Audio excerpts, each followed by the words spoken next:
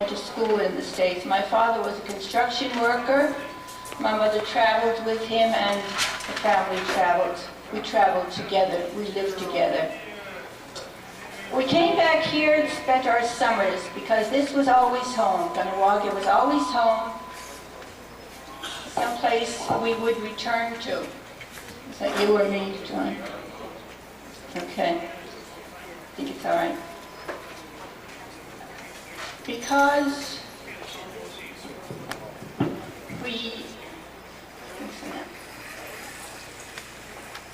we always felt this as being home. The house was always here, grandma was always here, cousins, relatives. So this was some place that we were going to come back to, always come back to. We were just visiting out there regardless of how long we lived, how involved we got. We still look forward to coming home. We're Catholic. I grew up Catholic, very devout Catholic. I'm a daily communicant, was when I returned here. When survival school started, which was, I believe, about 12 years or so ago, was when I decided to stay. I was very interested in what was going on there. I became involved with the people who were working within the survival school, and the majority of them at that time were people from the Longhouse. Now you have to understand a background. Growing up as a child, we did not speak to people of the Longhouse. We did not speak to Protestants, to which I can attest with my cousin who was sitting over there. We wound up being the best golf partners in the world. But growing up, we did not speak to each other. We did not mingle with each other because they were Protestant and we were Catholic. The Longhouse was something that you just stayed away from. It was almost something that was wicked and evil to us. But as I got to know the people in the Longhouse, the people who were in the school, in the survival school, I got to understand and to listen to them and realize they weren't going to bite me. They were good people. What they had to say was very good. We spoke about the great law, attended different ceremonies, start to realize that, yes, I am much more native than I thought I was. When I was in the States, I became very involved with the ecumenical committee because I felt it important that we were able to live with and understand each other, and we had done this with the Jewish people, with the various religions. So when I came back here, my dealing with the people from the Longhouse, with the Protestants, was something that was not unexpected. It felt very comfortable. When I got here, again, I know I do digress at times, but it all comes together to a point. I found nothing here in my church when I got here. I was very disappointed. Over there, I had been a very active participant in what was going on in the church. In here, I found it very cold. I was very disappointed. I tried joining different societies within the church, but found that they had nothing to offer me either, because they were not what I was looking for. You see, I feel faith, church, is a place where people go to support each other, to be with one another, to serve each other. I didn't find much of that here.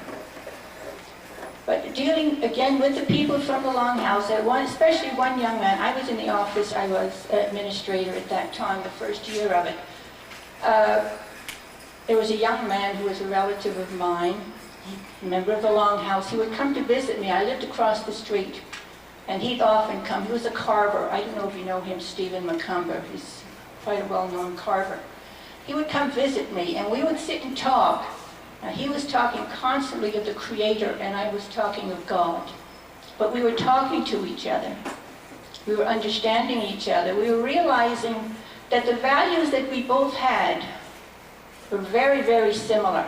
Very similar. But the strangest part is, after 3 or 4 weeks of these conversations, he was talking God and I was talking Creator. So there was sort of a melding and understanding and acceptance of each other. There was nothing that we discussed that was in complete opposition to each other. It was just a matter of understanding what we were talking about, understanding what we meant. The values were there. He spoke the great law. I respect the great law. I don't know it fully. To me, it seems that the great law is what the Creator, God, Jesus, whatever we want to call him, has said to us. You are my people. You are good people. You are here to serve others. You must give of yourself. I did not put you here to take everything for yourself. You are here to give to others. This, to me, is what spirituality is. A feeling within myself that I have been called, that I have a gift, and each one of us has received that gift from our Creator. A gift to use every bit of talent that we have. It was given to us for a purpose, to use it, to share it, not to hide it, not to hide it. We must acknowledge ourselves as good people, as individuals. We must be able to say to ourselves, when you look in that mirror each day, I like you, I'm a good person. Because to deny that is to deny the fact that our Creator has given us so much beauty, so much love, so much talent, so much brains, so much caring for what's around us. We go back to the earth. It's what we're all about. We're here to protect the earth. It is very much a part of us. It's a part of us. Have you ever hugged a tree? Do you speak to animals? Do you just look at the air, look at the sky, and just stand in awe at the beauty that you see before you? It's part of being. It's part of being a creation, part of the Creator. To me, I struggled. I struggled for quite a while because I'm listening to what's going on with the people from the Longhouse. I'm starting to understand them. I understand that their values are not very much different from mine. We do feel the same way. We act the same way. We look at things the same way. I would come to church in the morning, and often I sat. I didn't give that up. I sat, and I would look. I'm a daily communicant, and I'm looking at myself and looking at the crucifix and saying, what am I doing here? What am I doing here? But I did not stop. I kept coming. I would say about a month or so later, there just was an overwhelming feeling in church that one day. You're no different than you were before. God is here. The Creator is here. You are native. All of your values are here. There's a blending. You don't have to accept things that you do not like, that you cannot agree with. You don't have to accept them. This was all being said to me internally. And I realized at that time, yes, I am native. Yes, I do have a native spirituality. Yes, I do accept my Creator. I accept my God. I accept Jesus. But let me, as a person, worship Him as I want, not as someone is telling me to do.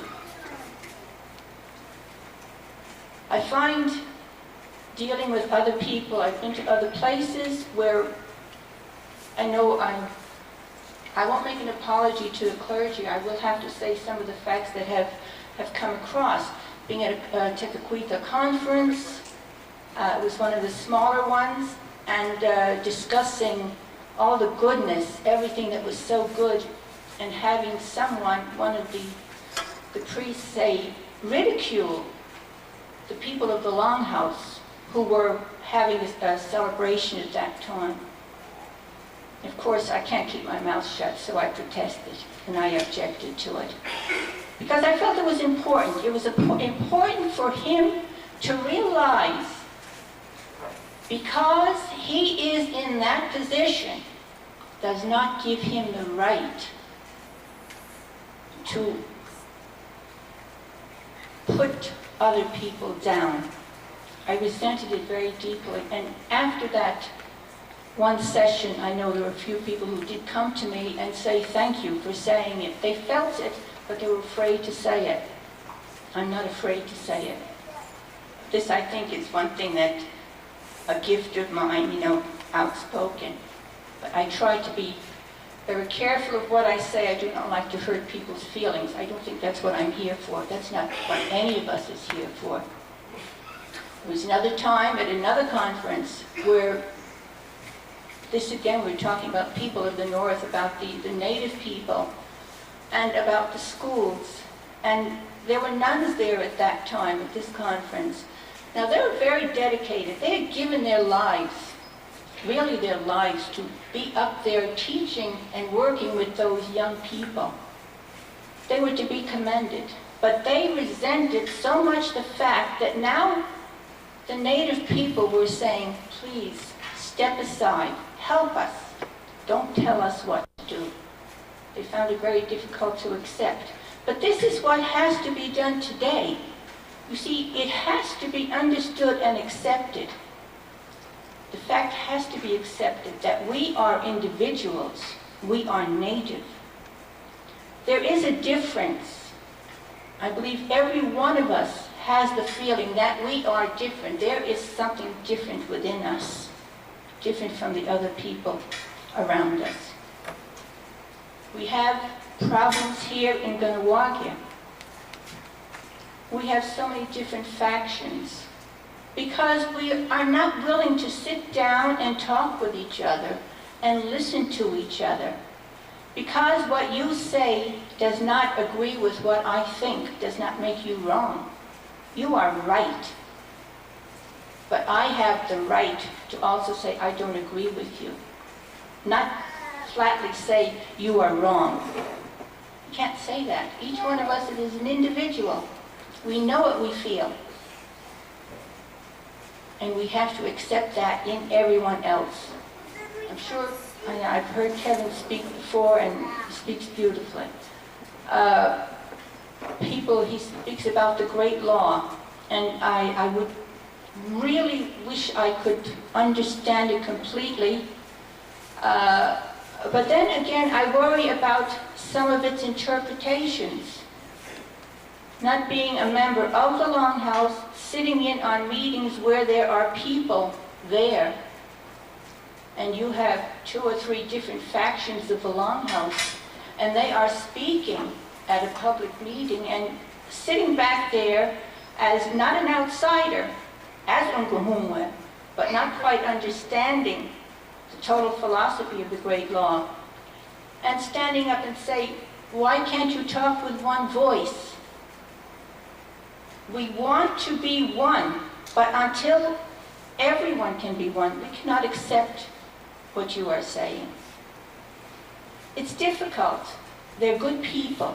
Each one of them has determined in their own way exactly the way that they want to go. I often compare it within my mind to the Bible, where there was the break-offs because of interpretation. I would not want to see that happening to us. But in my own small mind, in that way, I can see it going on here. I would like to see a complete unity. I would like to see us, as Unkahumwe, being one. Not necessarily having to give up what we have. You see, I am a Catholic. I do this in the sense because I am no longer a daily practicing Catholic. I am no longer a daily communicant.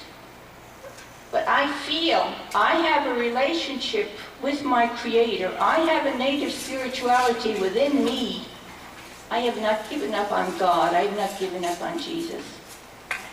I am Catholic. I say, yes, I'm Catholic. I will come to Mass. I will receive communion.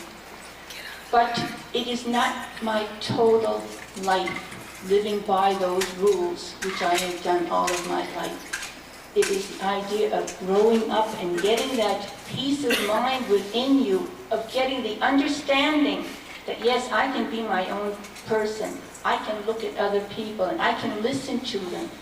which is one of the most important things, which is what we try to push on. I try to push on to children anyway, to young people. I love young people. I'm very concerned about them. I work with them as much as I can. But they have to understand that they are here for a reason. If we cannot give them a good background, a good understanding of who we are as Unkumumwe, and have them accept that, then it's almost as if we would be lost. I would never say that. I'm an optimist. The Creator would never let us disappear from this earth. And I just pray and say to each one of you, consider that. Look at yourselves. Listen to other people. You may not understand, but that does not make them wrong. Listen to them. Dialogue with them. We have a lot of hurts that have to be healed. I have personally, because of the events of the summer. But, you know, God is there. The Creator is there. We know who we are, which is the most important thing. I am very happy that I have found out who I am, and I like me. And I would hope that every one of you could find that within yourselves, and will be able to say the same thing. I like me. Now.